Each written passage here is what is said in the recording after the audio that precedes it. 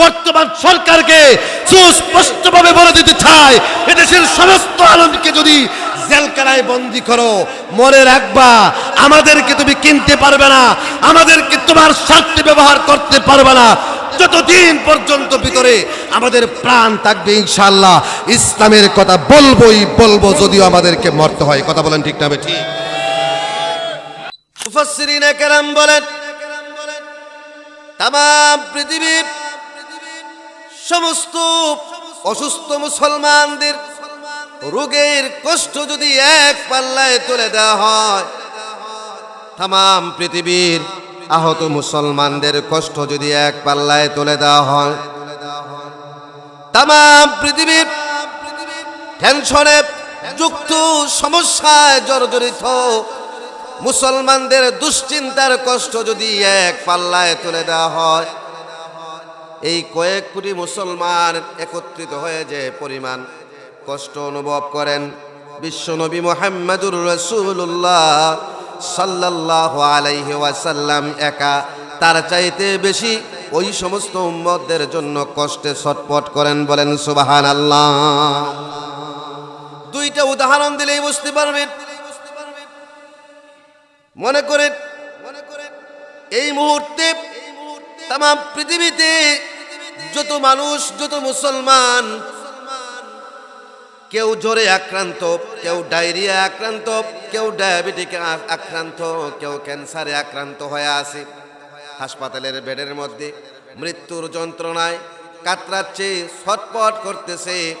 রাসূলে পাক সাল্লাল্লাহু আলাইহি সাল্লাম মদিনাতুল মুনাওয়ারায় নিজের কবরের ভিতরে জিন্দা নবী মুহাম্মদ সাল্লাল্লাহু আলাইহি সাল্লাম তাদের জন্য তার চাইতে বেশি কষ্ট অনুভব করতেছেন। আওয়াজ দিয়ে বলি সুবহানাল্লাহ। হুজুর, আমার বাড়ি টাঙ্গাইলের মধুপুরে, আমার শরীরে জ্বর উঠেছে, আমার শরীরে বাতের ব্যথা, ঘুমাতে পারি না, আমার শরীরে ব্যথা, আল্লাহর নবীর কেন কষ্ট হবে? এটা কেমন করে হতে পারে? এই প্রশ্নের জবাব হলো, আপনি আপনার বাড়িতে গিয়ে আপনার মাকে গিয়ে জিজ্ঞেস করবেন, ও আমার মা, আমার বয়স যখন কয়েক বছর ছিল, 4 অথবা 5 বছর বয়স ছিল, আমার যদি ছোটবেলা শরীরে জ্বর উঠতো, আমার যদি আমাশা হতো, ডায়রিয়া হতো, তোমার কেমন লাগতো? মা বলবে, বাবারে তুমি ছোট্ট মানুষ, ট্যাবলেট খেতে পারো না, সিরাপটা পর্যন্ত খেতে চাও না। দেখবেন মায়েরা বাচ্চাদেরকে জোর করে খাওয়ায় না জোর কইরা, তারপরেও দেখবেন আবার সিরাপ বেয়ে বেয়ে মুখের সাইড দিয়ে পড়ে যায়। কথা ঠিক না বেটি? বাইরে আমার মা বলবে, বাবারে তোমাকে ঔষধ খাওয়ায় মাথায় পানির পট্টি দিয়া তোমাকে ঘুম পাড়ায় দিছি, কিন্তু 10 মাস 10 দিন আমি মা তোমাকে গর্ভে ধারণ করার কারণে সারা রাত্রির ভিতরে 1 সেকেন্ড পর্যন্ত আমি ঘুমাই নাই। তোমার মাথার শিওরে আমি বসে বসে আল্লাহ রাব্বুল আলামিনের কাছে তোমার আরোগ্য কামনা করেছি। বলেন সুবহানাল্লাহ। আমার মা, আমার বাবা আমাকে যেই পরিমাণ ভালোবাসে, যেই পরিমাণ মহব্বত করে, তার চাইতে কোটি কোটি গুণে বেশি বিশ্বনবী মুহাম্মদ সাল্লাল্লাহু আলাইহি ওয়াসাল্লাম আমাকে ভালোবাসেন, আপনাকে ভালোবাসেন। এজন্য আমার ভাইরা, আমার বাড়ি বাংলাদেশ হতে পারে, আমার প্রতিটা মুহূর্তের খবর ফেরেশতাদের মাধ্যমে আল্লাহর নবীর কাছে পৌঁছে যাচ্ছে। আমি যখনই অসুস্থ হয়ে যাই, আমি যখনই রোগে আক্রান্ত হয়ে যাই, আমার যে পরিমাণ কষ্ট হয় তার চাইতে বেশি কষ্ট আমার জন্য আমার নবী মুহাম্মদুর রাসূলুল্লাহ সাল্লাল্লাহু আলাইহি সাল্লাম রওজার ভিতরে অনুভব করেন। বলেন সুবহানাল্লাহ। ভাইরা আমার, এমনি ভাবে মনে করেন আমি হবিগঞ্জ থেকে আসছি, আজকে হয়তো হবিগঞ্জ থেকে ঢাকার পথে কোনো না কোনো গাড়ি অ্যাক্সিডেন্ট হয়েছে, কত মানুষ আহত হয়েছে, রক্তাক্ত হয়েছে। কথা বলেন ঠিক না বেটি? ভাইরা আমার, এই মুসলমান উম্মতদের শরীরে আঘাতপ্রাপ্ত হয়ে রক্তাক্ত হয়ে যেই পরিমাণ রক্ত বের হয়েছে, মুফাসসিরিনে কেরাম বলেন বিশ্ব নবী মুহাম্মদুর রাসূলুল্লাহ সাল্লাল্লাহু আলাইহি সাল্লামের বুক থেকে সিনার ভিতরে তার চাইতে বেশি রক্ত বের হয়ে যায়, যেই রক্তের খবর দুনিয়ার কোনো মানুষ জানে না, জানেন কেবলমাত্র আল্লাহ তাআলা। আল্লাহ তাআলা তাই এই আয়াতে কারীমা দ্বারা আমাদেরকে জানায় দিলেন, আজিজুন আলাইহি মা আনিতুম। আল্লাহ তাআলা বললেন, ও দুনিয়ার মানুষেরা, কেমন করে তোমরা আমার হাবিবের বিরুদ্ধাচরণ করো, কেমন করে আমার নবীর কথা অমান্য করো, আমার নবীর সুন্নতকে লঙ্ঘন করো, আমার নবীকে ভালোবাসো না, অথচ আমার রাসূল তার নিজের চাইতে তোমাদেরকে বেশি ভালোবাসেন। বলেন সুবহানাল্লাহ। আল্লাহর নবী বিশ্ব নবী মুহাম্মদ সাল্লাল্লাহু আলাইহি ওয়াসাল্লাম চিন্তা করেন, আমার যত মুসলমান উম্মত রয়েছে, যত বড় গুনাহগার হোক না কেন, নাফরমান হোক না কেন, যারা পরিমাণ ঈমান নিয়ে যদি কবরের ভিতরে আসতে পারে, তিল পরিমাণ সরিষার দানা পরিমাণ ঈমান নিয়ে যদি মরতে পারে, আল্লাহ নবী চিন্তা করেন, কোনোদিন না কোনোদিন আমি তাদেরকে আমি শাফায়াত করে সুপারিশ করে আল্লাহর তৈরি জান্নাতের মধ্যে নিয়ে যাব। কিন্তু আমারও মুসলমান উম্মতেরা, হিন্দুরা রয়েছে, খ্রিস্টানরা রয়েছে, বৌদ্ধরা রয়েছে, নাসারারা রয়েছে, তারা যদি মুসলমান না হয়, তারা যদি ঈমান না আনে, মরতে দেরি হবে, তাদের কবরটা চিরদিনের জন্য জাহান্নামের গর্ত হতে দেরি হবে না। কথা বলেন ঠিক না বেটি?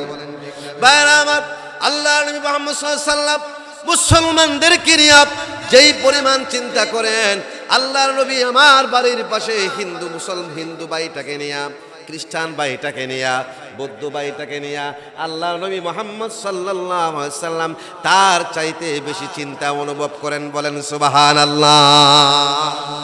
মানুষ যদি খুব বেশি চিন্তা করে তার কি হয়? আপনারা কি আমার কথা বুঝতেছেন? মানুষ খুব বেশি চিন্তা করলে হার্ট অ্যাটাক হয়ে যায়। কি হয়ে যায়? আল্লাহর নবী মুহাম্মদ সাল্লাল্লাহু আলাইহি ওয়াসাল্লাম এত বেশি চিন্তা করেন, কেউ যেটা জানে না সেটা জানেন কে? কেউ যেটা জানে না সেটা জানেন আমার আল্লাহ তাআলা।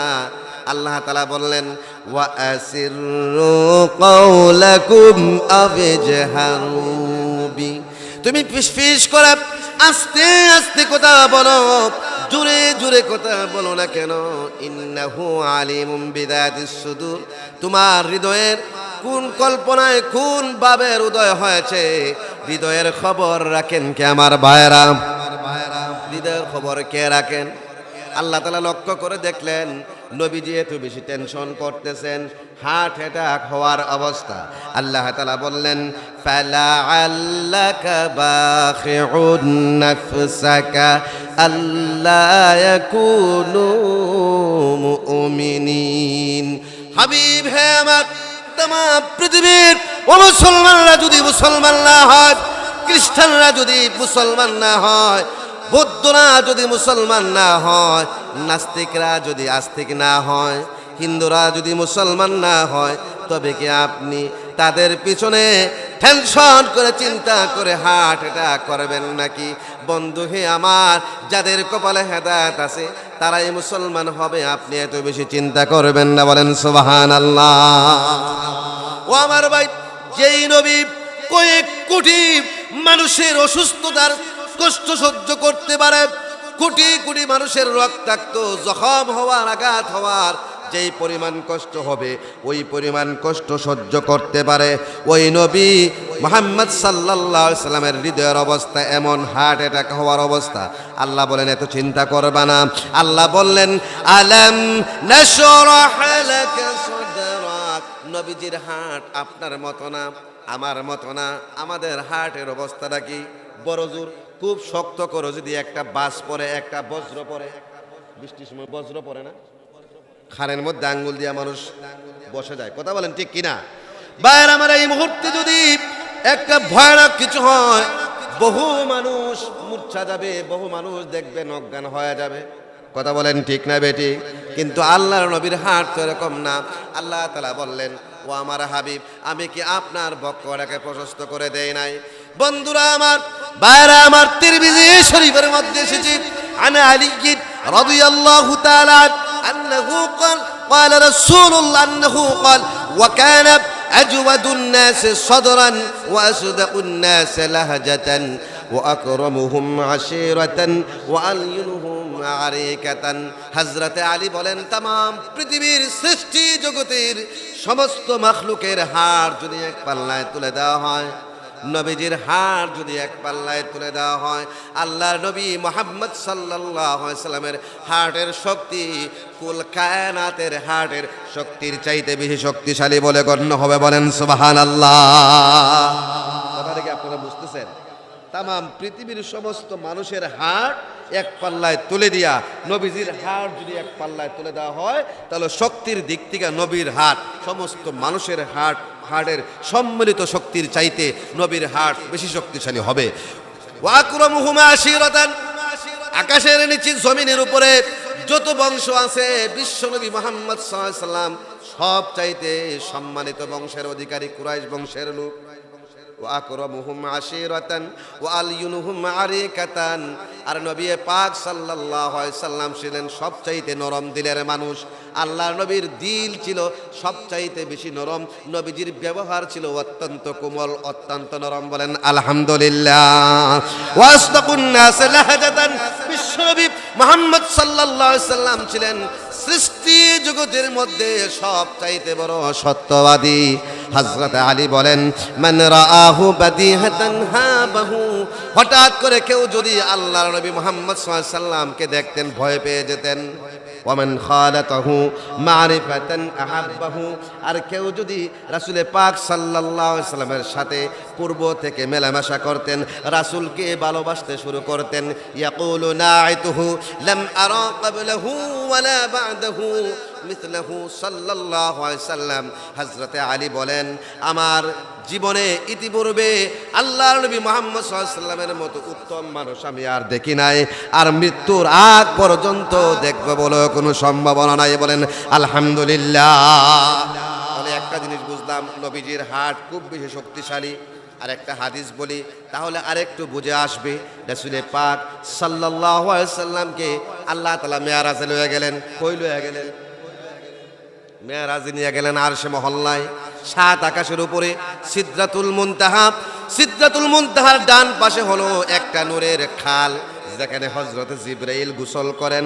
তার উপরে হলো লৌহ, তার উপরে কলম, তার উপরে ৭০,০০০ নূরের পর্দা, তার উপরে হলো আমার বন্ধুরা দ্য সি অফ লাইট, আলোর একটা মহাসাগর, তার উপরে আবার ৪টা পর্দা, তার উপরে হলো কুরসি, তার উপরে হলো আরশ।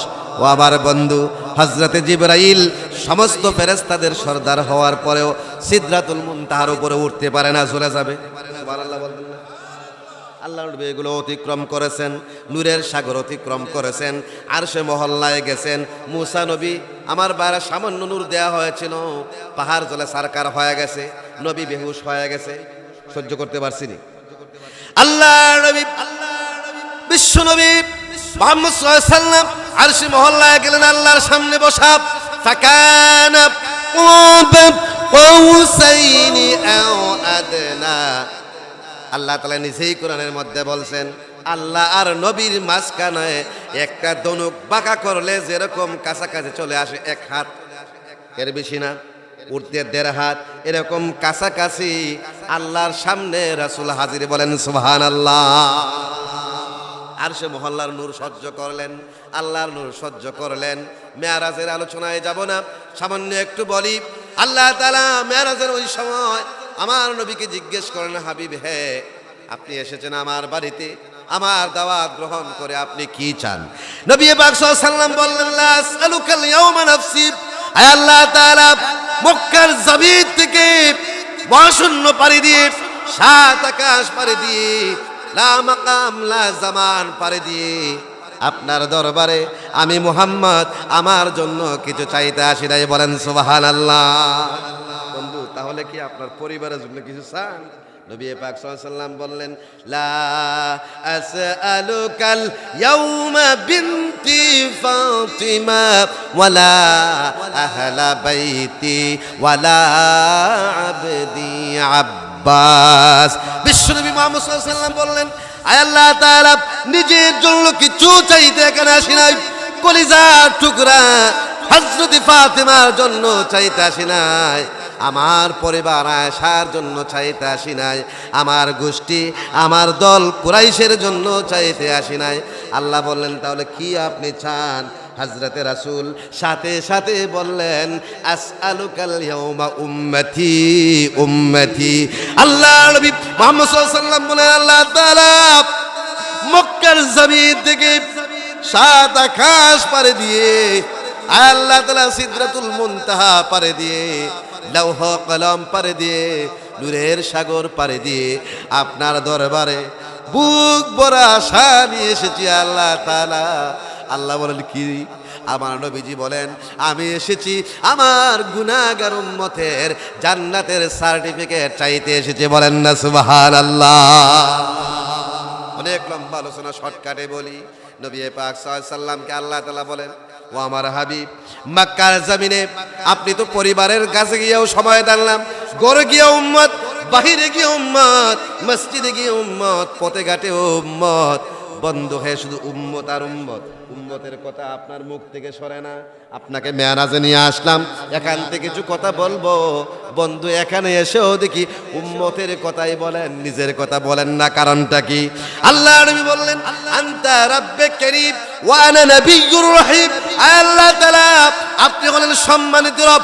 ফাতাআলাল্লাহুল মালিকুল হক লা ইলাহা ইল্লা হুয়া রব্বুল আরশিল কারীম।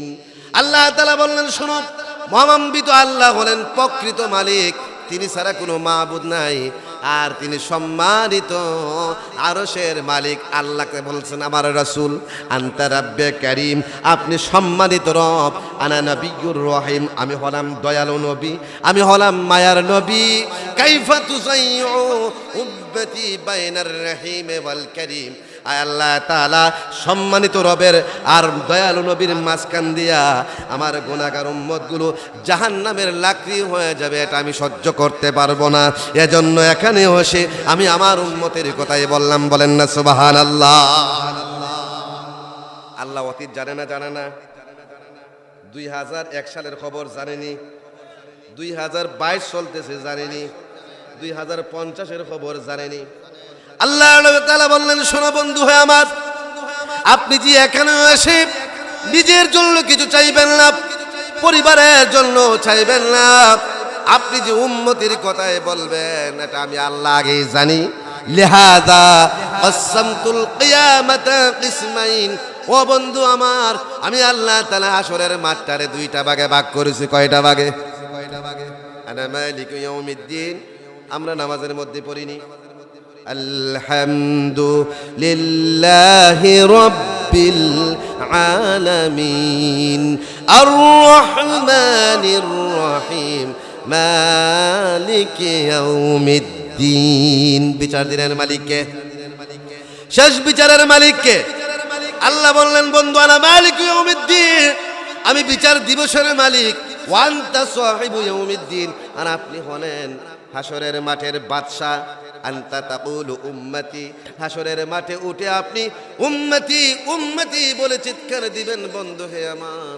আকুলু রাহমাতি রাহমাতি, আপনি যখন উম্মতি উম্মতি বলে চিৎকার শুরু করে দিবেন, আমি আল্লাহ তাআলা বলবো বন্ধু চিৎকার দিবেন না, বন্ধু কাঁদবেন না, রাহমাতি যত ইচ্ছা উম্মত জান্নাতে নিয়ে যান, আমার কোনো বাধা নাই।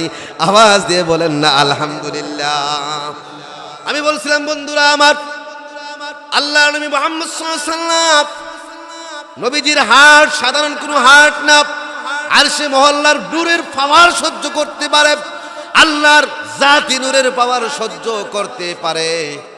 কিন্তু আমার ভাইরা, তাম পৃথিবীর অমুসলমানরা কেন মুসলমান হয় না? অমুসলমান অবস্থায় যদি মৃত্যুবরণ করে জাহান্নামের আগুন কেমন করে সহ্য করবে? এই চিন্তায় নবীজির কলিজা ফেটে যাওয়ার অবস্থা। এজন্য আল্লাহ তাআলা বললেন বন্ধু হে, আপনি এত বেশি চিন্তা করবেন না, এত বেশি চিন্তা যদি করেন আপনার হার্ট অ্যাটাক হয়ে যাবে। বলেন সুবহানাল্লাহ। আমার ভাইরা, যিনি খুব বেশি চিন্তা করেন, উনার মুখে হাসি থাকে নাকি মুখ মলিন থাকে? ভাইরা আমার, বিশ্বনবী মুহাম্মদ সাল্লাল্লাহু আলাইহি ওয়াসাল্লাম এই পৃথিবীর জমিনে আগমন করতে দেরি হযরত মিকাইল আলাইহিস সালাতু ওয়াস সালামকে আল্লাহ তাআলা নবীজির বডিগার্ড বানাতে দেরি করে নাই। নবীজির বয়স 4 অথবা 5। নবীজি তায়েফে হযরতে হালিমা সাদিয়ার ঘরে অবস্থান করেন। নবীজি একদিন বিকেল বেলা মাঠের মধ্যে গেলেন, পাশ দিয়ে ইহুদিদের আলেমদের একটা জামাত ওই দিকে যাচ্ছিল।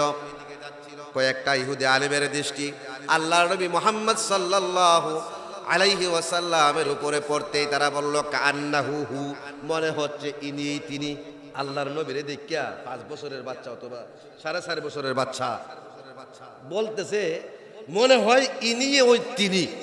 তখন এই জামাতের যিনি আমির ছিলেন, বড় হুজুর, উনি আরো 2 জন তাওরাতের বিশেষজ্ঞ আলেমকে নবীজির কাছে পাঠাইলেন, যাও গিয়ে একটু পরখ করো, একটু যাচাই বাছাই করো, জাস্টিফাই করো, দেখো ইনি তিনি কিনা।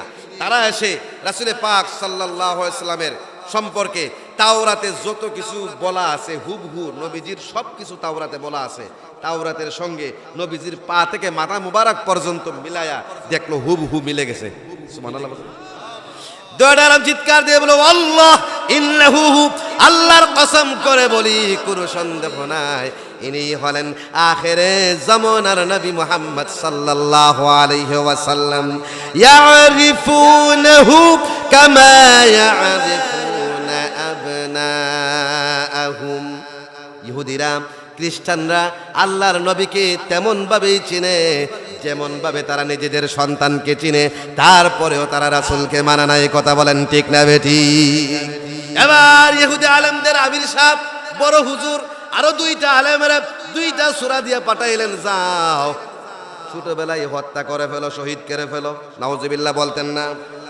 সাথে এটাও বলে দিলেন, ইনি যদি তিনি হন, ইনি যদি মুহাম্মদ সাল্লাল্লাহু আলাইহি সাল্লাম হন, তাহলে তাওরাতের মধ্যে একতো লেখা আছে তাকে হত্যা করা যাবে না, তাকে শহীদ করা যাবে না। বাইর আমার ওই 2টা আলেম, পাপিষ্ঠ 2টা আলেম রাসূলকে শহীদ করে দেওয়ার জন্য সূরা নিয়া যখন নবীজির কাছাকাছি আসে, হযরতে মিকাইল নূরের পালক দ্বারা আল্লাহর নবীকে আড়াল করে আকাশে তুলে নেন। বলেন সুবহানাল্লাহ। এবার ওই 2টা আলেম আবার চিৎকার মেরে বলল, ওয়াল্লাহি ইন্নাহু, কোনো সন্দেহ নাই ইনি হলেন মুহাম্মদ সাল্লাল্লাহু আলাইহি সাল্লাম। 20 বছর বয়স যখন নবীজির হয়ে গেল, হযরতে মিকাইলের সাথে হযরতে জিবরাইলকেও আল্লাহর নবীর বডিগার্ড বানায় দিলেন। বলেন আলহামদুলিল্লাহ। মিকাইল যখনই নবীজির কাছে আসতেন, জিবরাইল যখনই নবীজির কাছে আসতেন, মিকাইলের চোখেও পানি থাকতো, জিবরাইলের চোখেও পানি থাকতো। সুবহানাল্লাহ বলতেন না? আল্লাহ নবী হযরত মিকাইলকে জিজ্ঞেস করলো, মা যালাব আরাকা তাবকি ইয়া মিকাইল, ও মিকাইল, যখনই তুমি আমার সামনে আত্মপ্রকাশ করো, তোমার চোখের কোণায় আমি পানি দেখি। তুমি তো ফেরেশতা, তোমার তো বিচার নাই, তোমার জান্নাত নাই, তোমার জাহান্নাম নাই, তাহলে মিকাইল তুমি কেন কাঁদো? মিকাইল বলেন, ইয়া রাসূলুল্লাহ, শয়তান 1,85,000 বছর ইবাদত করেছে। 7টা আকাশে শয়তানের 7টা নাম, আবিদ, জাহিদ, আরিফ, তাকি, ওয়ালি, খাজিন, আজাজিল। কিন্তু ওই শয়তান একটা মাত্র হুকুম লঙ্ঘন করার কারণে আল্লাহ তাআলা লানতের মালা পরায়া রহমত থেকে দূরে সরায় দিছেন। ওই দিন থেকে আমি মিকাইল কাঁদি, কি জানি আমার কোনো ভুল হয়ে যায়, আল্লাহ তাআলা আমাকেও তার রহমত থেকে দূর করে দেয়। বলেন সুবহানাল্লাহ। নবীজি জিবরাইল জিগায়, জিবরাইল তুমি না ফেরেশতাদের লিডার, তুমি কাঁদো কেন? নেতাই তো কাঁদে না। জিবরাইল বললেন, ইয়া রাসূলুল্লাহ, আল্লাহ জাহান্নাম বানানোর পরে আমাকে অনুমতি দিলেন, জাহান্নাম দেখার পরে জাহান্নামের আযাবের ভয়ে আমি মিকাইল কাঁদি। আল্লাহ তো ফেরেশতাদের জাহান্নামে দিবেন না জানি, কিন্তু যদি আল্লাহ দিতে চান, আল্লাহকে বাধা দেওয়ার, আল্লাহকে প্রশ্ন করার কোনো সুযোগ আসেনি। এবার জিবরাইল আর মিকাইল 2 জনে মিলে আল্লাহর রাসূলকে প্রশ্ন করে, মা যালা নারাকা ইয়া হাবিবার রহমানের তাবিকি। জিবরাইল বললেন, ইয়া রাসূলুল্লাহ, যখন এই ওহী নিয়ে আসি, একদিনও তো এসে আপনার মুখে হাসি দেখলাম না। যখনই আমরা আপনার সামনে আসি, ইয়া রাসূলুল্লাহ, আপনার চোখের কোণায় আমরা চোখের পানি দেখি, আপনার সুন্দর চেহারা আমরা মলিন দিকে, কারণ কি? নবী পাক সাল্লাল্লাহু আলাইহি ওয়াসাল্লাম বললেন, রে জিবরাইল, রে মিকাইল, আমি যখন মেরাজে গিয়েছিলাম, আল্লাহ তাআলা জান্নাত দেখার সুযোগ করে দিলেন, জাহান্নাম দেখার সুযোগ করে দিলেন। জিবরাইল দিয়ে জাহান্নাম যেদিন থেকে দেখেছি ওই দিন থেকে আমি রাসূলের মনের শান্তি উদাও হয়ে গেছে। জিবরাইল রে আমি রাসূল কাঁদি, আমার গুনাহগার উম্মতেরা না বুঝে নামাজ পড়ে না, রোজা রাখে না, হজ করে না, যাকাত দেয় না, গান বাজনা শুনে, ইসলাম অমান্য করে, কোরআন অমান্য করে, না বুঝে রে আল্লাহর বিধান লঙ্ঘন করে। জিবরাইল আমি রাসূল চিন্তা করে, আমি রাসূল নিজের চোখে জাহান্নামের ভয়াবহ আযাব দেখে এসেছি। আমার উম্মতরা তো জাহান্নাম দেখে নাই। আমার এই উম্মতগুলো যদি আল্লাহর হুকুম অমান্য করে, যদি আমার আর হুকুম অমান্য করে, তাহলে মৃত্যু বরণ করতে দেরি হবে, তার কবরটা জাহান্নামের গর্ত হতে দেরি হবে না। আমার অবুঝ উম্মতগুলো কেমন করে জাহান্নামের আগুন সহ্য করবে রে জিবরাইল। এই জন্য আমি রাসূল উম্মতের মায়ায় সব সময় কাঁদি, আমার মুখে হাসি ফুটে না, বলেন না সুবহানাল্লাহ। রাসূল আমাদেরকে কি পরিমাণ ভালোবাসেন, আমাদের ভালোবাসার কারণে নবী পাক সাল্লাল্লাহু আলাইহি সাল্লামের চোখের কোণায় সব সময় পানি, নবীজির মুখের মধ্যে হাসি নাই। হযরত আয়েশা রাদিয়াল্লাহু তাআলা আনহা বলেন, হঠাৎ একদিন আমি দেখলাম আল্লাহর নবীর পূর্ণিমার চেহারার চাইতে সুন্দর চেহারা, একটু পরিষ্কার, নবীর চোখে আজকে পানি নাই। হযরত আয়েশা বললেন, ইয়া রাসূলুল্লাহ, মনে হচ্ছে আজকে আপনার মনটা একটু ভালো। ইয়া রাসূলুল্লাহ, আপনি যদি আমার জন্য একটু দোয়া করতেন। সুবহানাল্লাহ বলতেন না?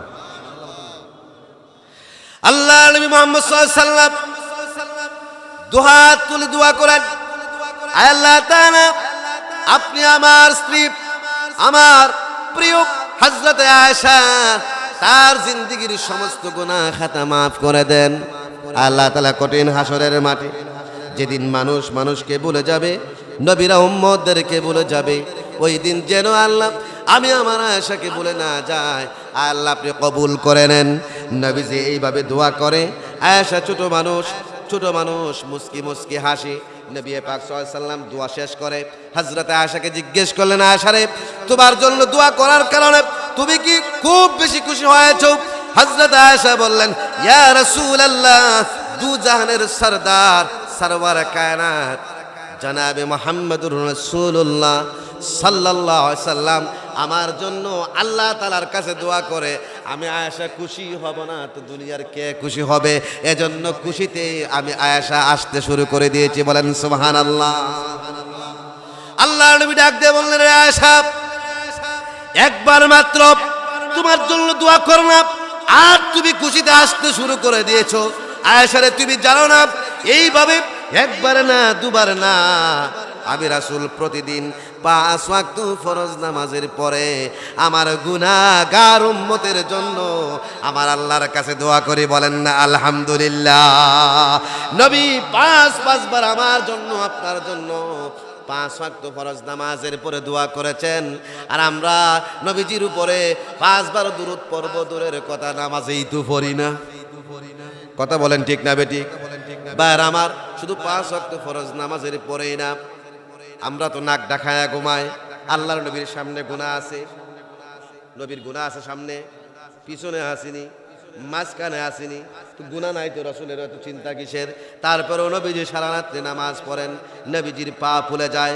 আল্লাহ তাআলা বললেন, ইয়া আইয়ুহাল মুযাম্মিল কুমিল লাইলা ইল্লা ক্বালিলা নিসফাহু আবিনকুস মিনহু কালিলা। বন্ধু হে আমার, সারা রাত্রি নামাজ পড়ে আপনার পা দুখানা ফুলে যায়, আমি আল্লাহ এটা সহ্য করতে পারি না। নামাজ যদি পড়তে হয় 1/3 অফ নাইট, রাত্রের 1/3, 3 ভাগের 1 ভাগ অথবা অর্ধরাত্রি নামাজ পড়বেন, সারা রাত্রি আপনি নামাজ পড়বেন না। বলেন না সুবহানাল্লাহ। নবীর জীবনে গুনাহ নাই একটাও, সারা রাত্রি নামাজ পড়ে আমার জীবনে গুনাহ আর গুনাহ, আর আমি নাক ডাকায় ঘুমাই। নামাজ তাহাজ্জুদ পড়ব দূরের কথা, ফজরের নামাজের খবর থাকে না। কথা বলেন ঠিক না বেটি? বাইরে আমার নবীজি তাহাজ্জুদের নামাজের মধ্যে একদিন সাজদার মধ্যে গেলেন, গিয়া নবীজি কাঁদতে শুরু করে দিলেন, ফুপিয়ে ফুপিয়ে। ছোট বাচ্চারা যেমন আমার বারা দেখবেন ফুপিয়ে ফুপিয়ে কাঁদে, ছোট বাচ্চাদের মতো নবীজি কাঁদতে শুরু করে দিলেন, রাব্বি হাবিলি উম্মতি উম্মতি, আল্লাহ আমার উম্মতকে আমার হাতে দান করে দাও, আমার কাছে ছেড়ে দাও। সুবহানাল্লাহ বলতেন না? আমার আল্লাহর আরশে মহল্লা তরতর করে কাঁপতে শুরু করে দিয়েছে। আল্লাহ আরশকে জিজ্ঞেস করে, আরশ তুমি এমন ভাবে কাঁপো কেন? আরশ বলে, আল্লাহ তাআলা আপনি তো সব জানেন, জিগান কেন? আপনি কি দেখেন না আপনার হাবিব কেমন করে কেঁদে কেঁদে জমিন বাসায় দিচ্ছে? আল্লাহ আপনার হাবিবের চোখের পানি সইতে পারি না। আল্লাহ বলেন, আরশ তুমি কম্পন বন্ধ করো। জিবরাইলকে ডাক দিলেন, জিবরাইল তাড়াতাড়ি এই মুহূর্তে মক্কা আর জমিনে চলে যাও, আমার হাবিবকে গিয়ে বলো সাজদা থেকে মাথা উত্তোলন করতে। মাথা উত্তোলনের পরে আমার হাবিবের কাছে আমার সালাম দিবা, আর আমার হাবিবকে দুইটা সুসংবাদ দেয়া দিবা। এক নম্বর হলো, আমার হাবিব মুহাম্মদ সাল্লাল্লাহু আলাইহি সাল্লাম হাসরের মাঠে উঠে যখন উম্মতি উম্মতি বলে চিৎকার শুরু করে দিবে, ওই মুহূর্তে আমি আল্লাহ তাআলা তার গুনাহগার উম্মতের আমলনামার দিকে তাকাবো না, হিসাব নিকাশ করব না। আমার হাবিবের চোখের দিকে আমি তাকায় থাকবো। আমার বন্ধুর চোখের পানি যতক্ষণ পর্যন্ত না বন্ধ হবে, ততক্ষণ পর্যন্ত তার গুনাহগার উম্মতগুলোকে বেহিসাবে জান্নাতে পাঠাতেই থাকবো। বলেন না সুবহানাল্লাহ। দুই নম্বর সুসংবাদ হলো, ওয়ালা সাউফা ইউতিকা রাব্বুকা ফাতারদা। জান্নাতে আল্লাহ তাআলা আপনাকে এত বেশি নিয়ামত দিবেন, এত বেশি পুরস্কার দিবেন, আপনি খুশি হয়ে যাবেন। এই আয়াত যখন নাজিল হলো, হযরতে জিবরাইলকে রাসূল পাক সাল্লাল্লাহু আলাইহি ওয়াসাল্লাম বললেন, তুমি সাক্ষী থাকো। ওয়া ইজ্জাতে রব্বি ওয়া জাল্লা জালালিহি, আমার রবের ইজ্জতের কসম, জালালিয়াতুর কসম, জিবরাইল তুমি সাক্ষ্য থাকো, আমি রাসূল জান্নাতে যাওয়ার পরেও আমার একটা গুনাহগার উম্মত যদি জাহান্নামে থাকে, একটা গুনাহগার উম্মত জাহান্নামে থাকা অবস্থায় আমি রাসূল জান্নাতে গিয়েও হাসবো না, আমার রবের উপরে আমি খুশি হব না। বলেন সুবহানাল্লাহ। আরশে মহল্লায় গেলেন, নবীজি আপনাকে আমাকে বলে নাই, নামাজের পরে আপনাকে আমাকে বলে নাই, নামাজের সাজদায় নবীজি আপনাকে আমাকে বলে নাই। আমার বন্ধুরা তায়েফের মাঠে রক্তাক্ত হলেন, নবীজি সেখানেও বলে নাই। সাহাবে আবু তালিব মক্কার জমিনে 3 বছর নবীজি জিয়াল কেটেছেন, গাছের পাতা খেয়ে জীবন ধারণ করেছেন, তারপরেও আপনাকে আমাকে বলে নাই। আমার ভাইয়েরা, উহুদের প্রান্তরে বলে নাই, যেদিন নবীজি এই পৃথিবী ছেড়ে দুনিয়া ছেড়ে চলে যাবেন, শেষ মুহূর্তে ওয়াফাতের সময়, মৃত্যুর সময় পর্যন্ত নবীজি আপনাকে আমাকে বলে নাই। বলেন সুবহানাল্লাহ। ভাইয়ের আমার, নবীজি যেদিন চলে যাবেন, হযরতে আজরাইল দরজার বাহিরে দাঁড়ানো, জিবরাইল ভিতরে হাজির। জিবরাইল নবীজিকে বললেন, ইয়া রাসূলুল্লাহ। আজরাইল বাহিরে দাঁড়ানো, ভিতরে আসার পারমিশন চায়, অনুমতি দিলে আসবে, অনুমতি না দিলে আসবে না, চলে যাবে। পারমিশন দেওয়া হলো। হযরতে আজরাইল আলাইহিস সালাতু ওয়াস সালাম ভিতরে ঢুকে সালাম দিলেন, বললেন, ইয়া রাসূলুল্লাহ, আল্লাহ তাআলা আপনাকে সালাম দিয়েছেন, আর আমাকে বলেছেন আমি যেন আপনাকে জিজ্ঞেস করি, আপনি যদি চলে যেতে চান আপনাকে নিয়ে যাব, আর আপনি যদি থাকতে চান আল্লাহ বলছেন আমি যেন ফিরে আসি। বলেন না সুবহানাল্লাহ। নবী পাক সাল্লাল্লাহু আলাইহি ওয়াসাল্লাম তার সারা জীবনের বডিগার্ড, সারা জীবনের সাথী হযরত জিবরাইল আলাইহিস সালাতু ওয়াস সালামের দিকে মুখ ফেরালেন। জিবরাইল বললেন, ইয়া রাসূলুল্লাহ, কথা সত্য, আপনি থাকতে চাইলে থাকতে পারবেন, কোনো অসুবিধা নাই, কিন্তু ইয়া রাসূলুল্লাহ সাল্লাল্লাহু আলাইহি সাল্লাম, আমার আল্লাহ তাআলা আরশে মহল্লায় আপনার জন্য অধীর আগ্রহে অপেক্ষা করতেছেন। বলেন না সুবহানাল্লাহ। এই কথা বলেই হযরতে জিবরাইল কাঁদতে শুরু করে দিছে। নবীজি জিজ্ঞেস করে, জিবরাইল কাঁদো কেন? জিবরাইল বললেন, ইয়া রাসূলুল্লাহ, আজকে যখন আপনি চলে যাবেন, আজকের পরে আর তো ওহী নিয়ে পৃথিবীর জমিনে আমি আগমন করব না। ওহী আনার জন্য আমি জিবরাইল এমন সব জায়গায় যেতে পারতাম যেখানে আজকের পরে আমি জিবরাইলকে যাওয়ার পারমিশন দেওয়া হবে না, এই জন্য কাঁদি। একটু পরে দেখা যায় নবীজিও কাঁদে। সুবহানাল্লাহ বলতেন না? হযরত জিবরাইল বললেন, ইয়া রাসূলুল্লাহ, আপনি কি আপনার পরিবারের কষ্টের জন্য আপনি কাঁদেন নাকি? নবীজি যেদিন দুনিয়া থেকে চলে যায়, নবীর পরিবারের অবস্থা কি ছিল? হযরত আয়েশা বলেন, আমরা কয়েকদিন যাবৎ পানি ছাড়া মুখে দেওয়ার মতো আমাদের কোনো খাবার ছিল না। পেটের মধ্যে এত ক্ষুধা ছিল। ওই দিন যদি আমাদের ঘরে কেরোসিন থাকতো, বাতি জ্বালানোর, কেরোসিন খেয়ে ফেলতাম। সুবহানাল্লাহ বলতেন না?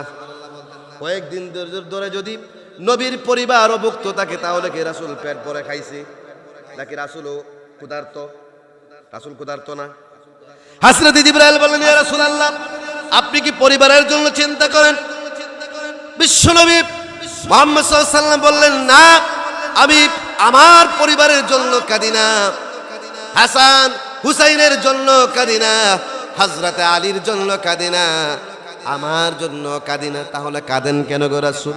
নবী পাক সাল্লাল্লাহু আলাইহি ওয়াসাল্লাম বললেন, ও জিবরাইল, আমি যতদিন পর্যন্ত দুনিয়ার জমিনে বেঁচে ছিলাম, আমার গুনাহগার উম্মত যত কষ্টই করুক না কেন, যত বড় আঘাত পাক না কেন, আমার কাছে যখন আসতো, আমি রাসূল আমার উম্মতকে বুকের মধ্যে জড়ায় ধরতাম, মাথার মধ্যে হাত দেয়া দিতাম, পিঠের মধ্যে হাত বোলায় দিতাম।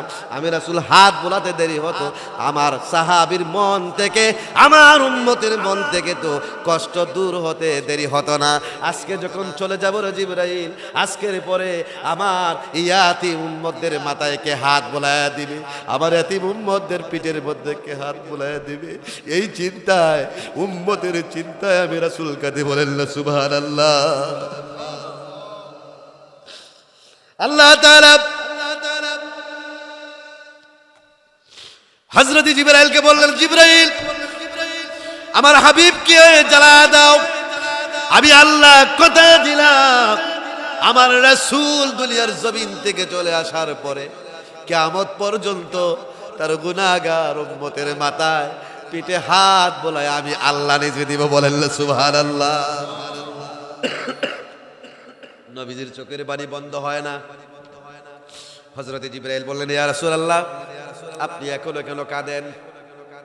নবী পাক সাল্লাল্লাহু আলাইহি ওয়াসাল্লাম বললেন, আল্লাহ তো বলছেন, মা কানা আল্লাহু লিয়ুআযিবাহুম ওয়া আনতা ফীহিম, যতদিন পর্যন্ত আমি এই জমিনে আছি ততদিন পর্যন্ত আমার উম্মতদেরকে লূতের উম্মতের মতো, আদের মতো, সামুদের মতো একসাথে ধ্বংস করে দিবে না। ও জিবরাইল, আমি কাঁদি, আমি যখন দুনিয়া থেকে চলে যাব আর আমার উম্মত যদি নাফরমানিতে লিপ্ত হয়ে যায়, না জানি রে আল্লাহর কোন গজব এসে আমার সব গুনাহগার উম্মত শেষ হয়ে যায়, এই চিন্তায় কাঁদি। আল্লাহ তাআলা ডাক দেয়া বললেন, বন্ধু হে কেঁদো না, আপনার সমস্ত উম্মত যদি নাফরমান হয়ে যায়, সব জুলগুলো যদি গুনাহগার হয়ে যায়, আমি আল্লাহ কথা দিলাম একসাথে সবগুলোকে ধ্বংস করব না, মাঝে মাঝে কয়েকটারে ধ্বংস করে বাকিদেরকে আমি ওয়ার্নিং দিব, ঠিক হয়ে যাও। সুবহানাল্লাহ বলেন।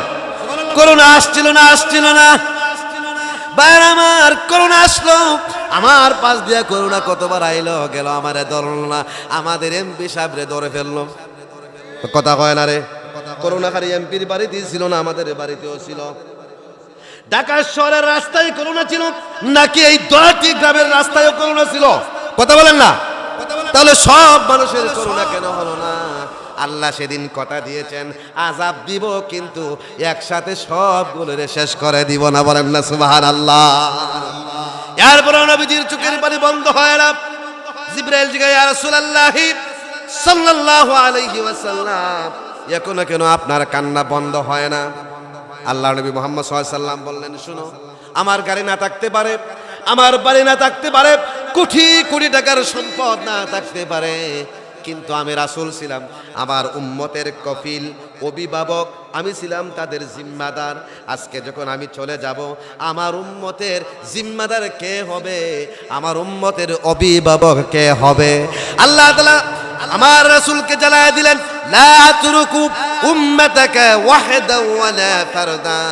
বন্ধু হে, আপনি যখন চলে আসবেন, আমি আল্লাহ কথা দিলাম আপনার উম্মতকে আমি একা ছেড়ে দিব না, আমি সব সময় আপনার উম্মতের কফিল হয়ে, আপনার উম্মতের পাহারাদার হয়ে, আপনার উম্মতের জিম্মাদার হয়ে আমি আল্লাহ সব সময় আপনার উম্মতের সাথেই থাকবো। বলেন সুবহানাল্লাহ।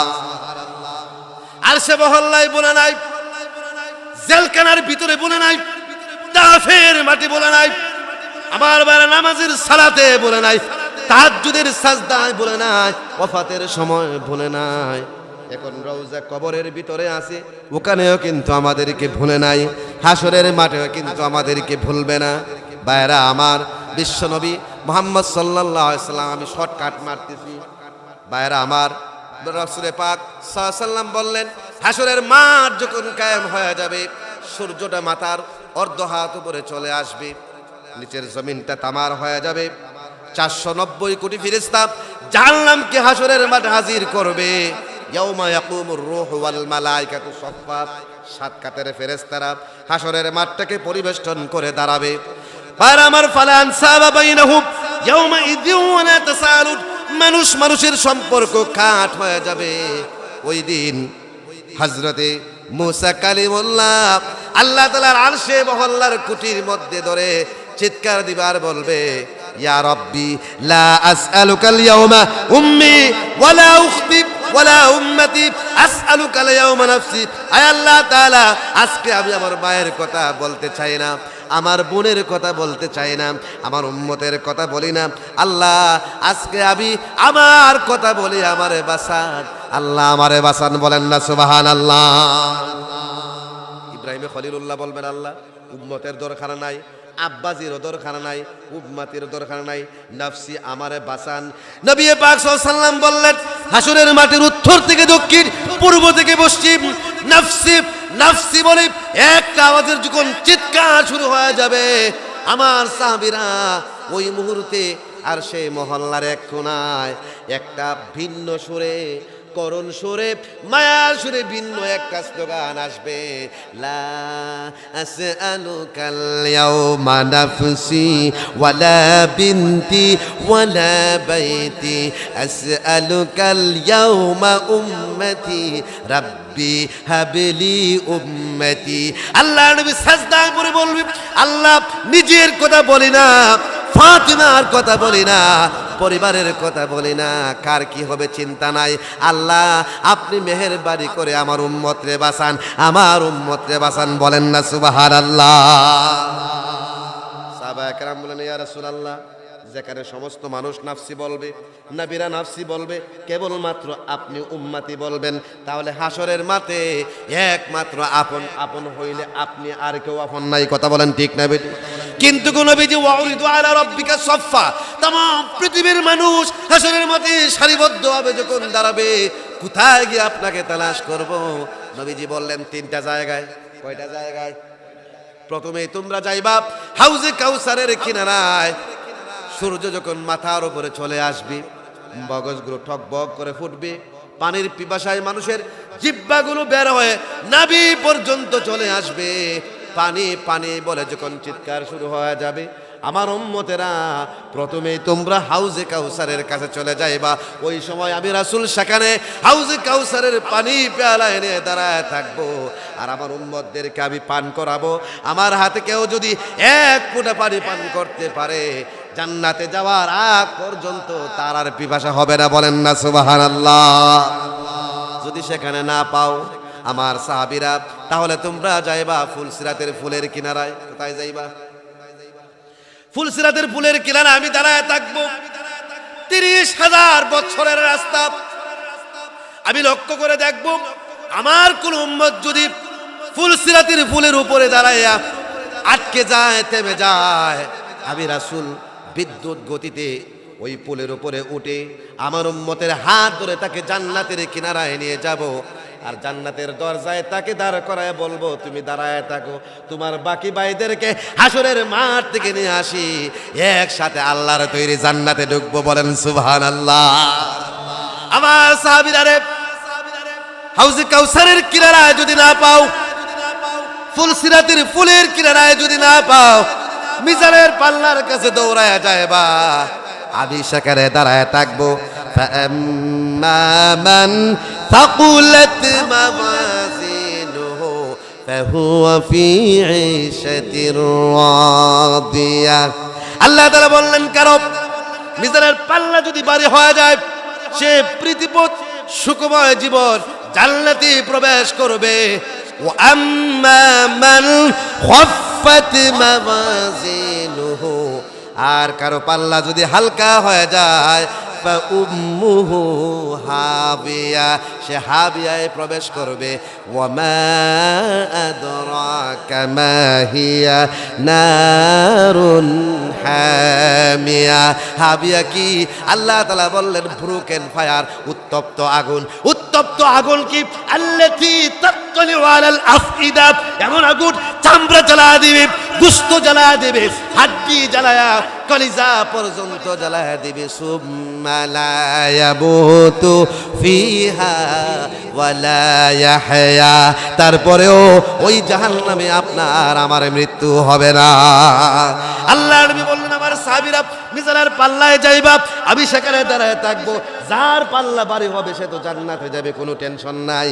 কারো পাল্লা যদি হালকা হয়ে যায়, ফেরেশতা যখন তার হাত ধরবে জাহান্নামে নেওয়ার জন্য, ওই মুহূর্তে আমি বিশ্বনবী মুহাম্মদুর রাসূলুল্লাহ সাল্লাল্লাহু আলাইহি ওয়াসাল্লাম আমার ওই উম্মতের হাতের মধ্যে ধরে ফেলবো। আমি রাসূল যখন আমার উম্মতের হাতে ধরে ফেলবো, ফেরেশতার বাবার ক্ষমতা নাই আমার হাত থেকে ছুটায়া আমার উম্মতটারে জাহান্নামে নিয়ে যাওয়ার। আল্লাহ বলবেন তাড়াতাড়ি স্যার, আমার বন্ধু ধরছে, তারা জান্নাতেই দিতে হবে। বলেন না সুবহানাল্লাহ। আর সে মহল্লায় গিয়ে আপনাকে বললো না, মক্কার জমিনে কেবলমাত্র ইসলামের কথা বলার কারণে, দ্বীনের কথা বলার কারণে, কালিমার দাওয়াত দেওয়ার কারণে, মূর্তির বিরুদ্ধে কথা বলার কারণে, ভাস্কর্যের বিরুদ্ধে কথা বলার কারণে, স্বৈরাচার আবু জাহেলের কথা বলার কারণে, কথা বলেন ঠিক না বেটি? নিষ্পাপ মাসুম নবী মুহাম্মদুর রাসূলুল্লাহ সাল্লাল্লাহু আলাইহি ওয়াসাল্লামকে জেলের মধ্যে শিয়াবে আবু তালিবের মধ্যে বন্দী করলো। নাউজুবিল্লাহ বলেন। জেল জুলুম নতুন কিছু না। বিশ্বনবী 3টা বছর জেল কেটেছেন, গাছের পাতা খেয়েছেন। সাহাবা একরাম বলেন গাছের পাতা খেতে খেতে আমাদের অবস্থা, আমরা যখন বাথরুমে যেতাম আমাদের মল যে বের হতো, আমাদের যে বাথরুমের ময়লা বের হতো পেছনের রাস্তা দিয়া, বকরি ছাগলের ময়লা যেমন বের হয় আমাদের ময়লাও তেমন হয়ে গেছে। বলেন না সুবহানাল্লাহ। গাছের পাতাকে জেল কেটেছেন, তারপরেও দিন ছাড়ে নাই, তারপরেও রাসূল ছাড়ে নাই, তারপরেও আল্লাহ ছাড়ে নাই। কথা বলেন ঠিক না বেঠি? ভাইরা আমার, হযরত ইমাম আবু হানিফা জেলে ছিলেন কিলা ছিলেন না? আবু হানিফার কোনো দোষ ছিল? তারপরেও শুধু জেল করেন নাই, জেলের মধ্যে নিয়ে রিমান্ডের মার দিলেন, তারপরেও যখন বাধ্য করতে পারে নাই বিষ খাওয়ায় শহীদ করে ফেলছে। ইমাম আহমদ ইবনে হাম্বল জেল কেটেছেন। ভাইয়ের আমার, হুসাইন আহমদ মাদানী ব্রিটিশদের বিরুদ্ধে কথা বলার কারণে জেল কেটেছেন। কথা বলেন ঠিক না বেঠিক? বাংলাদেশের উলামায়ে কেরাম আজকে যারা জেলখানার মধ্যে বন্দী আছেন তারা তো ইয়াবা খায় নাই। কথা বলেন না? বাংলাদেশের আলিমরা ইয়াবা খাইছে, বাবার ব্যবসা করে, টেন্ডারবাজি করে, সাদাবাজি করে, গুন্ডামি লাইট্টামি বদমাশি করে, তারপরে মিথ্যা মামলা দিয়া জেলখানার মধ্যে দিয়া ভালো ভালো আলেমদেরকে পঙ্গু বানায় ফেলছে। কথা বলেন ঠিক না বেঠিক? আপনারা জানেন না সরকার তাদেরকে প্রতিদিন পর্যন্ত বলে এখনো সময় আছে, আমাদের শর্ত মানে নাও, বেকসুর খালাস দিয়া দিব, আর শর্ত যদি না মানো তাহলে জেলখানায় মরতে হবে। আমার বন্ধুরা, আল্লামা মামুনুল হক, রফিকুল ইসলাম মাদানী সহ এদেশের হাজারো উলামায়ে কেরাম জেলখানার ভিতরে বন্দী। আল্লাহ তাদের ঈমানকে আরো মজবুত করে দেখ। সকলে বলেন আমিন।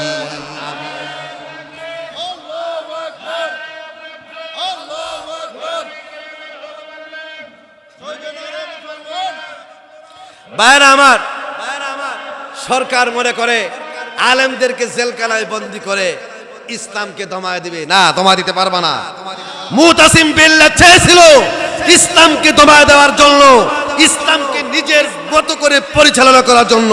ভাইরা আমার, খলিফা মুতাসিম বিল্লাহ ধ্বংস হয়ে গেছে। কথা বলেন ঠিক না বেঠিক?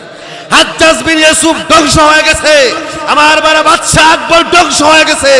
বর্তমান সরকারকে সুস্পষ্টভাবে বলে দিতে চাই, এদেশের সমস্ত আলেমকে যদি জেলখানায় বন্দী করো, মনে রাখবা আমাদেরকে তুমি কিনতে পারবে না, আমাদেরকে তোমার স্বার্থে ব্যবহার করতে পারবে না।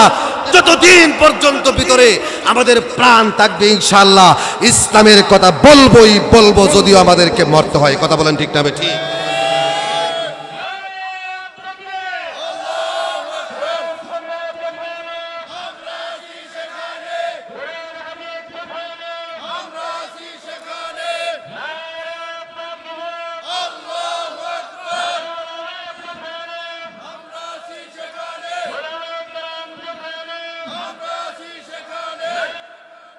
আপনি যদি ক্ষমতায় থাকতে চান, আপনি যদি বাংলাদেশের শান্তি চান, নিরাপত্তা চান, শৃঙ্খলা চান, অনতিবিলম্বে দেশের মজলুম উলামায়ে কেরামকে অন্ধকার কারাগার থেকে অচিরেই আপনি মুক্তি দিন।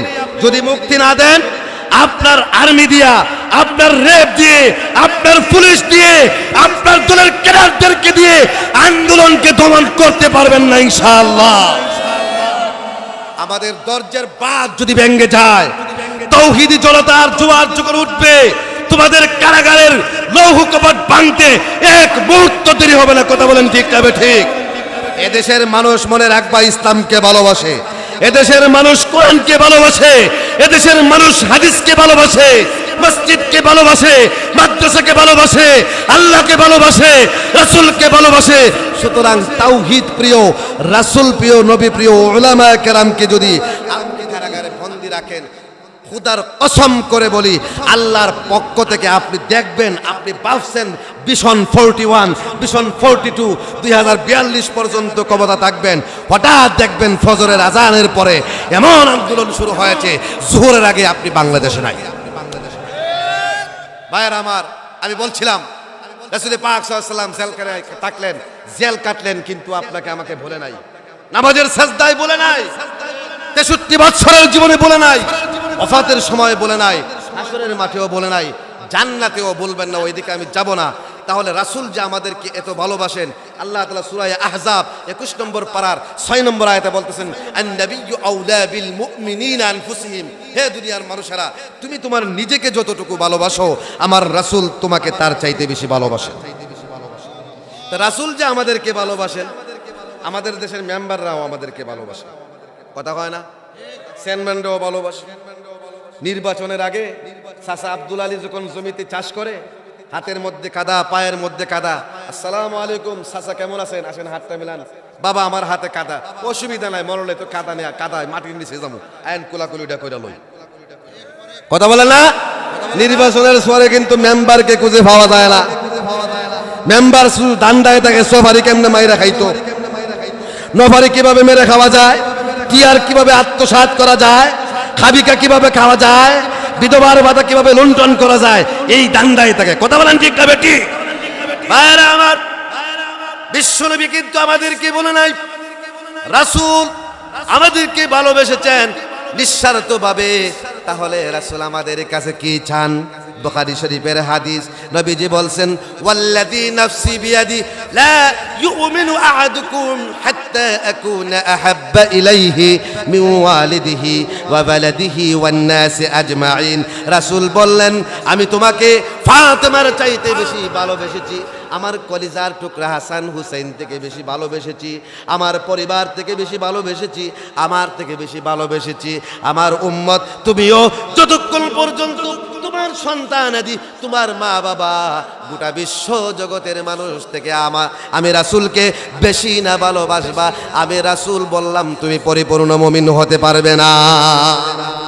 ভাই, আল্লাহ তাআলা কোরআন নাজিল করেছেন, রাসূল সাল্লাল্লাহু আলাইহি সাল্লাম এই কোরআনের তাফসীর করেছেন হাদিস দ্বারা। আপনি কোরআনকে যদি তাফসীর করেন তাহলে হাদিস হয়ে যাবে, হাদিসকে যদি আপনি সারাংশ বানান, আপনি যদি এটার উপসংহার বানান, তাহলে আল্লাহর 30 পারা কোরআন হয়ে যাবে। আল্লাহর নবী যখন এই কথা বললেন, আল্লাহ তাআলা কয়, বন্ধু আজকে যখন আপনি একটু কথা বলছেন, আপনি ওয়াজ করছেন, কি করছেন? আল্লাহ কয়, বন্ধু আপনি ওয়াজ করছেন যে যতক্ষণ পর্যন্ত তোমার মা বাবা, তোমার সন্তান আর দুনিয়ার মানুষ থেকে বেশি ভালো না বাসবে, তুমি মুমিন হবে না। আল্লাহ কয়, ওয়াজটা পরিপূর্ণ কমপ্লিট হয়েছে না, আমি আল্লাহ হইলাম বড় মুফাসসির, এখন আমি আল্লাহ তাফসীর করে তোমার উম্মতকে বুঝাই দিব। সুবহানাল্লাহ বলেন না? আল্লাহ রাব্বুল আলামিন সূরা তাওবা 10 নম্বর পারা 124 নম্বর আয়াতে বললেন, উল ইন কানা আবাউকুম ওয়া আবনাউকুম ওয়া ইখওয়ানুকুম ওয়া আজওয়াজুকুম ওয়া আশীরাতুকুম। আল্লাহ তাআলা বললেন, হে রাসূল দুনিয়ার মানুষকে বলে দাও, ইন কানা আবাউকুম, তোমার কাছে যদি তোমার বাপ দাদাদের ভালোবাসা, তোমার ফরদাদার ভালোবাসা, ওয়া আবনাউকুম তোমার সন্তান সন্ততির ভালোবাসা, ওয়া আবনাউকুম ওয়া ইখওয়ানুকুম তোমার ফুফাতো ভাই, তোমার খালাতো ভাই, তোমার চাচাতো ভাই, তোমার আপন ভাই, তোমার ফির ভাই। আমাদের দেশে কিন্তু ফির ভাই বাইরেছে, কথা বলেন ঠিক না ঠিক? দেখবেন ফিরেরা আবার একটা দলদারি করে, এরা ফিরের ভাই, ফির মুরিদ, যে অমুক ফিরের মুরিদ, এরা সবাই এরার একটা লিবাস, এরার এক জাতের টুপি, এক জাতের, কথা বলেন ঠিক না ঠিক? আল্লাহ তাআলা বললেন তোমার ফির ভাই, তোমার চাচাতো ভাই, তোমার মামাতো ভাই, তোমার দলের ভাই, আওয়ামী লীগ তোরা আওয়ামী লীগের ভাই, বিএনপি করো বিএনপির ভাই, জাতীয় পার্টির ভাই, ওয়া ইখওয়ানুকুম ওয়া আজওয়াজুকুম তোমার স্ত্রী, ওয়া আশীরাতুকুম তোমার দলের ভালোবাসা, তোমার গোষ্ঠীর ভালোবাসা, ওয়া আমওয়ালুন ইকতারাফতুমুহা তোমার উপার্জিত সম্পদের ভালোবাসা, ওয়া তিজারাতুন তাখশাউনা কাসাদাহা ব্যবসা বাণিজ্যের ভালোবাসা, ওয়া মাসাকিনু তারদাউনাহা আর তোমার ঘরবাড়ির ভালোবাসা, আহাব্বা ইলাইকুম মিনাল্লাহি ওয়া রাসূলিহি ওয়া জিহাদিন ফি সাবিলিহি ফাতারাব্বাসু হাত্তা ইয়াতিয়াল্লাহু বিআমরি। আল্লাহ তাআলা বললেন শুনো, এই সবগুলোর ভালোবাসার চাইতে যদি আল্লাহর ভালোবাসা হতে, রাসূলের ভালোবাসা হতে, আর আল্লাহর রাস্তায় সংগ্রাম করা হতে, আল্লাহর দিনকে প্রতিষ্ঠা করার সংগ্রামের চাইতে যদি এগুলোর ভালোবাসা বড় হয়, আল্লাহ তাআলা বললেন ফাতারাব্বাসু হাত্তা ইয়াতিয়াল্লাহু বিআমরি মৃত্যুর জন্য অপেক্ষা করো, মৃত্যু আসার অপেক্ষা করো। ওয়াল্লাহু লা ইয়াহদিল কওমাল ফাসিকিন আমি আল্লাহ ঘোষণা দিলাম, যত বড় নামাজি হও না, যত বড় রোজাদার হও না কেন, হাজী সাহেব গাজী সাহেব হও না কেন, হাফেজ সাহেব হও না কেন, মাওলানা সাহেব হও না কেন, আমার নবীর ভালোবাসা যদি ওই সমস্ত ভালোবাসার চাইতে বড় না হয়, আল্লাহ বললেন আমি ঘোষণা দিলাম মৃত্যুর সময় তোর মুখে কালিমা উচ্চারিত হবে না। নবী পাক সাল্লাল্লাহু আলাইহি ওয়াসাল্লাম বললেন আমার উম্মতরা শুনে রাখো, সুতরাং আমাকে ওই ভালোবাসা দিতে হবে যে এই ভালোবাসা তুমি তোমার মা বাবাকে দাও নাই, সন্তানকে দাও নাই, ভাই বোনকে দাও নাই, স্ত্রীকে দাও নাই, দলকে দাও নাই, গোষ্ঠীকে দাও নাই। এই ভালোবাসা যতক্ষণ পর্যন্ত আমি রাসূলকে না দিবা, ততক্ষণ পর্যন্ত আমি রাসূল কিয়ামতের মাঠে তোমার উম্মত বলেই স্বীকার করব না। বলেন সুবহানাল্লাহ। তাহলে সংক্ষেপে 1 ঘন্টা আলোচনা করছি, মোটামুটি 1 ঘন্টায় আমরা বুঝতে পারছি যে রাসূল আমাদেরকে ভালোবেসেছেন নিজের প্রাণের চাইতে বেশি। এখন রাসূল বলতেছেন আমরাও যেন রাসূলকে ভালোবাসি, ভালোবাসলে রাসূল আমাদেরকে উম্মত বলে স্বীকার করবেন, জান্নাতে নেওয়ার গ্যারান্টি দিয়েছেন।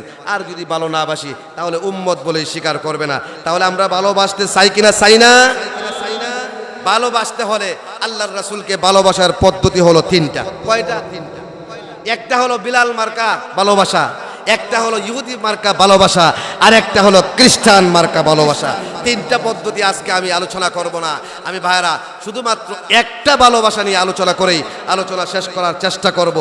আমার ভাইরা এখন ইহুদি মার্কা ভালোবাসা কাকে বলে?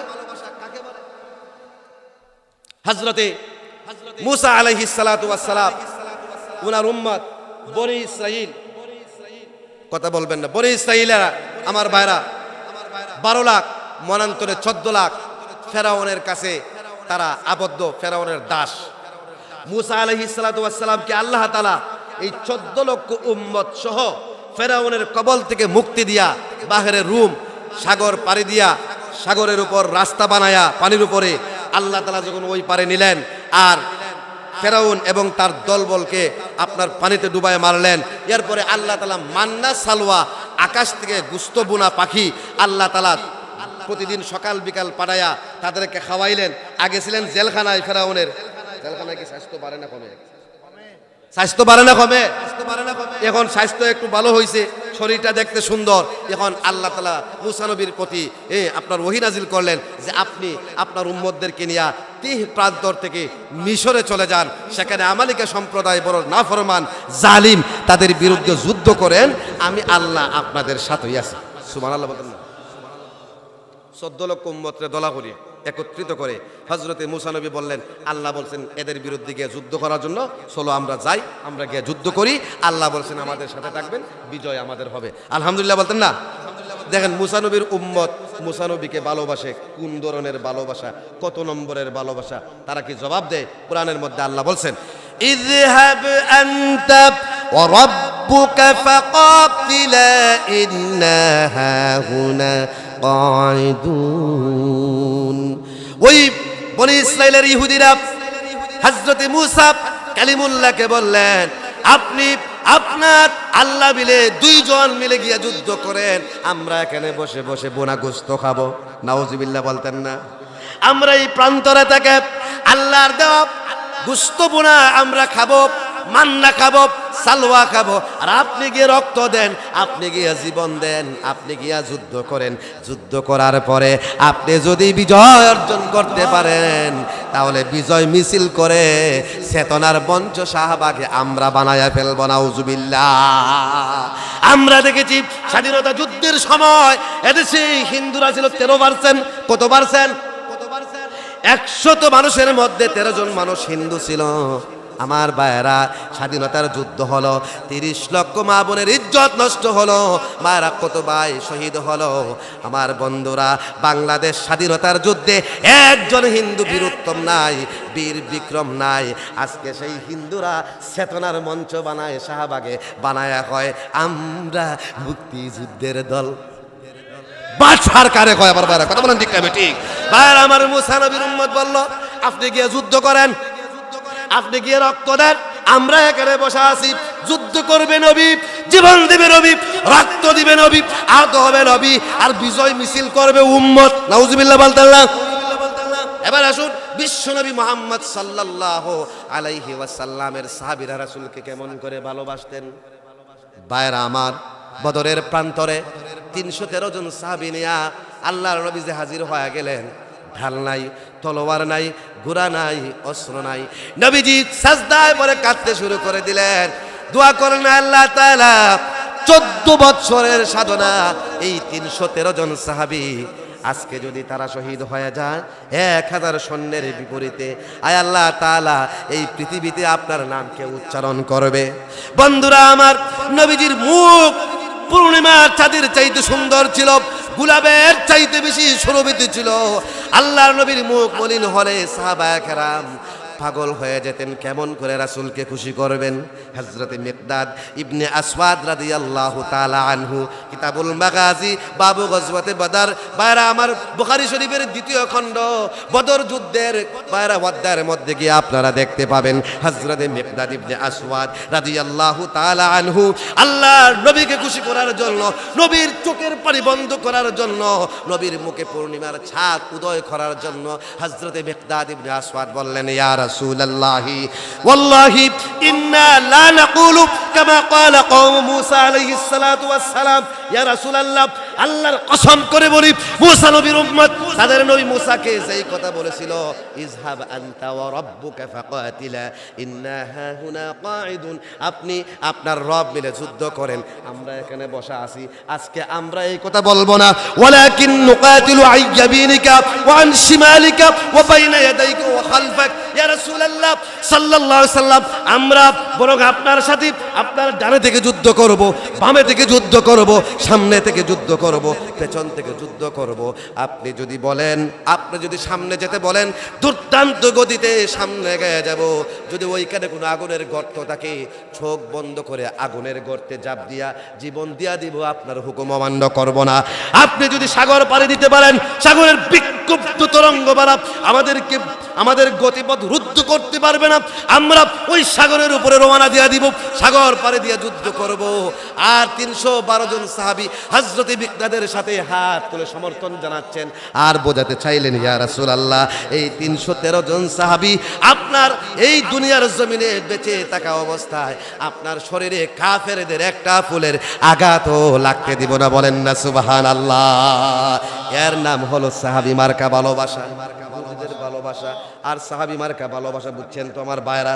তাহলে ভালোবাসা শুধু মুখ দেয়া হয় নাকি রক্ত দেয়া হয়? ভালোবাসা শুধু মুখ দেয়া হয় নাকি জীবন দেয়া হয়? ভালোবাসা শুধু মুখ দেয়া হয় নাকি আমার ভাইরা জেলের মধ্যেও মাঝে মধ্যে যেতে হয়? রাসূল কি এখন আসেনি? রাসূল আছে, রাসূল আছে, রাসূল নাই, রাসূলের উত্তরসূরি উলামায়ে কেরাম আছে। উলামায়ে কেরাম রাসূলদের কথাই বলেন, নবীজির কথা বলেন, কথা বলেন ঠিক কিনা? আমি আপনাদেরকে জিজ্ঞাসা করতে চাই, যদি বর্তমান যুগে হাক্কানি রব্বানি উলামায়ে কেরাম দ্বীনের স্বার্থে, কোরআনের প্রয়োজনে, ইসলামের প্রয়োজনে আপনাদেরকে মধুপুরের রাজপথে ডাক দেন, রাতের নিশীথে হোক, দিনের দুপুরে হোক, পুলিশের বুলেট বোমাকে ভয় না করে, জেল জুলুমকে অপেক্ষা করে বুকের তাজা রক্ত বিলায় দেওয়ার জন্য রাজপথে কারা কারা যেতে রাজি আছেন? দুহাত তুলে দেখান।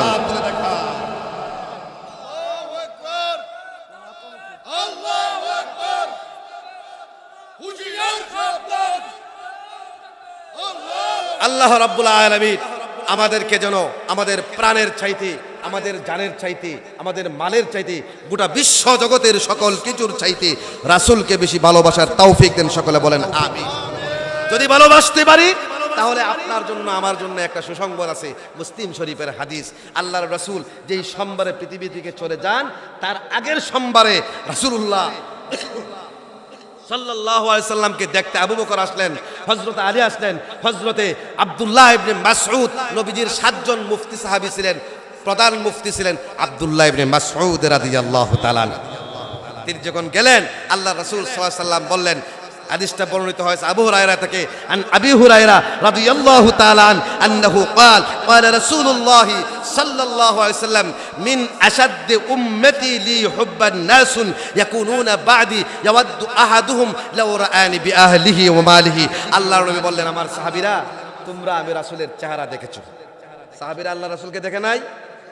তোমরা আমাকে দেখেছো, আমার সাথে বসো, আমার সাথে খাও, আমার সাথে ঘুমাও, আমার সাথে উঠো, আমার সাথে চলো, আমার সাথে ঘুরো, এজন্য তোমরা বাড়ি ছেড়েছো, স্ত্রী ছেড়েছো, জীবন দিতে প্রস্তুত। কিন্তু কিয়ামতের আগে এই পৃথিবীতে কিছু মানুষ আমাকে আসবে, যারা আমি রাসূলকে এত বেশি ভালোবাসবে, তারা চাইবে যে আমার ঘর বাড়ি, আমার স্ত্রী পুত্র সব নিয়েও যদি কেউ বলে যে সব দিয়া দিবা, বিনিময়ে তোমাকে রাসূলকে একবার দেখায় দিব, তাহলে ওই উম্মত ডাক দিয়ে বলবে সব নিয়ে যা, লাগলে আমার কিডনিও নিয়ে যা, তারপর আমাকে একবার রাসূল দেখায় দে। ও আমার সাহাবীরা, আমি তো থাকবো না, দুনিয়া থেকে চলে যাবে। আমার পক্ষ থেকে কিয়ামতের আগে ওই সমস্ত উম্মত যারা আসবে তাদেরকে আমি রাসূলের সালাম জানাই দিও। বলেন সুবহানাল্লাহ।